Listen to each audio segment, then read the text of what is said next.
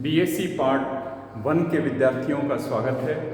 मैं doctor MK. Singh physical chemistry मैं आप लोगों को पढ़ा रहा हूँ और मैंने पिछली बार आप लोगों को 2 यूनिट, एक तो सॉलिड स्टेट और दूसरा कोलाइडल स्टेट फ़िलहाल मैं कंप्लीट कर चुका हूँ और मैं सॉलिड स्टेट के आप लोगों को वीडियो डाल रहा हूँ। कल मैं सॉलिड स्टेट के भी बारे में कुछ थोड़ा सा इम्पोर्टेंट चीज़ें बताऊँगा, जिसमें कि आपको अभी मैंने जो वीडियो डाला है पीडीएफ डाला है उसमें आप लोगों को मैंने वाइस और मिलर सूचकांक के बारे में बताया। इसके बारे में कल मैं उस वीडियो के माध्यम से आप लोगों को बताऊंगा कि किस प्रकार वाइस सूचकांक को मिलर सूचकांक में परिवर्तित करते हैं।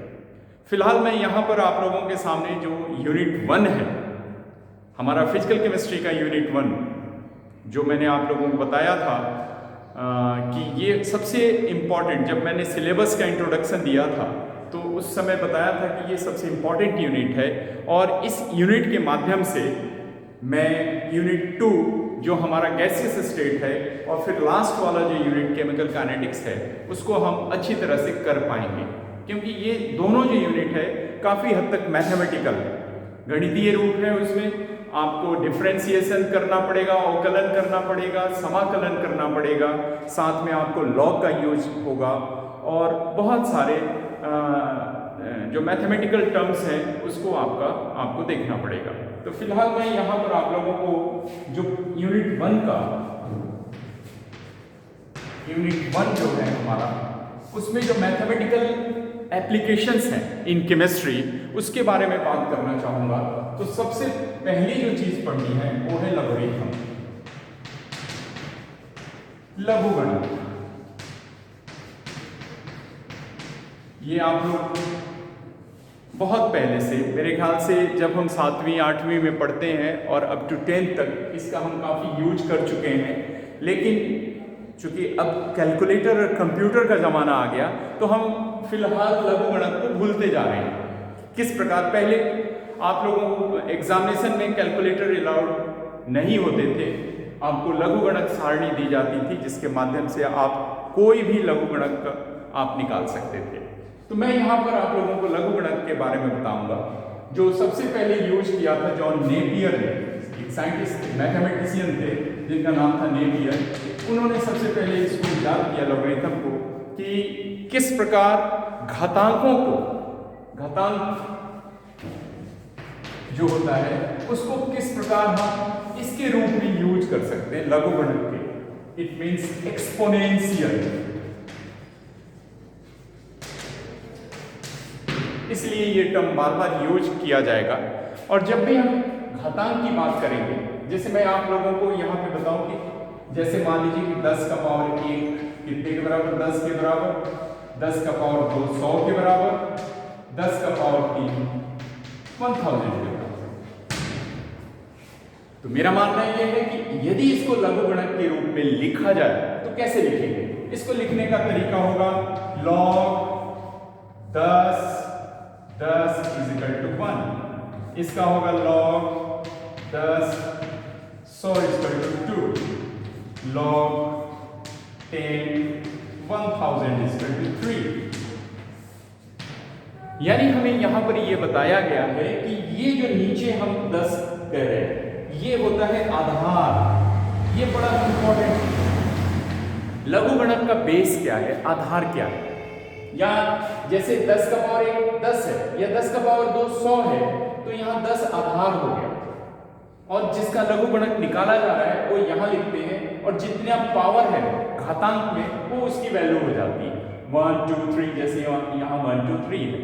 तो कहने का मतलब यहाँ पर जो मैंने बताया लघुगणक का आधार कितना है, 10। जनरली जब हम समाकलन करते हैं तो समाकलन करते हुए एक और आधार, लघुगणक के 2 प्रकार के आधार हो सकते हैं। एक आधार 10 होता है और एक आधार होता है e के रूप में लिखा जाता है, लॉग आधार e मीन्स एक्सपोनेंशियल। तो मेरा कहने का मतलब है कि ये दोनों एक दूसरे से इंटर रिलेटेड है, इन दोनों में संबंध है। क्योंकि जब हम समाकलन में किसी राशि का लघुगणक के रूप में कोई क्वांटिटी आती है, रिजल्ट आता है, तो ये आधार ई वाला होता है, जिसको कि हम शॉर्ट फॉर्म में ये भी लिख लेते हैं, इस ln के रूप में लिखते हैं। ln it is quite different than log base 10, लेकिन दोनों में संबंध है। दोनों में संबंध को हम इस प्रकार लिख सकते हैं, मैं आप लोगों को ये बताऊं कि log e(x) और log 10x दोनों एक नहीं है, दोनों की वैल्यू एक नहीं है। इसलिए एक नहीं है क्योंकि हम x का ही लॉगरिथम निकाल रहे हैं, लेकिन उनका आधार अलग अलग है। आधार अलग होने से वैल्यू भी अलग अलग हो जाती है। दोनों में एक इंटर रिलेशन तो है। यदि हम इसको इसमें चेंज करें, ये इसमें चेंज करें, तो हम लिख सकते हैं कि log e(x) = 2.303 into log 10x। इसको आप लोग याद रखें हमेशा ही, log आधार e(x) जो इक्वल होगा, ये इतना गुणा इससे अधिक होगा। कहने का मतलब कौन इसमें log आधार e(x) बड़ा है या log आधार 10x बड़ा है, तो हम कहेंगे दिस इज ग्रेटर। कितने से बड़ा है? 2.303 से बड़ा है। दूसरी बात, हम यहां पे आए, जो मैंने अभी बताया था कि log किस प्रकार लिखा जाए, तो एक फार्मूला तो हमारा ये है कि जब भी हमें आधार परिवर्तन करना पड़ेगा आधार e से आधार 10 में, तो हम हमेशा कितने का गुणा करेंगे? 2.303 का।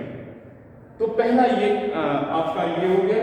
दूसरा हम यहां से ये करते हैं कि इसको हम एक फार्मूले के रूप में लिखें कि 10 का पावर 1 10, 10 का पावर 2 लॉगरिथम के रूप में लिखें, तो ये हो जाएगा।